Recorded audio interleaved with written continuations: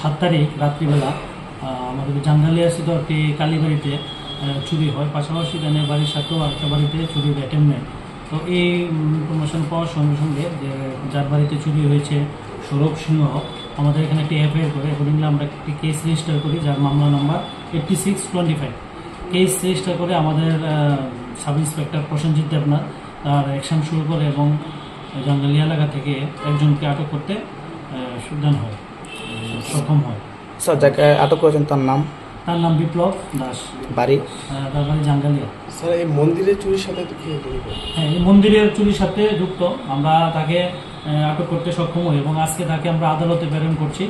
আর এই ঘটনার সাথে আর কে কে জড়িত আছে আমরা তাদেরকেও অতি সত্বর অ্যারেস্ট করার জন্য আমরা চেষ্টা করছি। পাশাপাশি যে চুরির মালগুলো এগুলো উদ্ধার করার জন্য আমরা আদালতে 3 দিনের পুলিশ রিমান্ড চেয়ে আজকে তাকে প্রেরণ করছি। স্যার, কেস নাম্বারটা?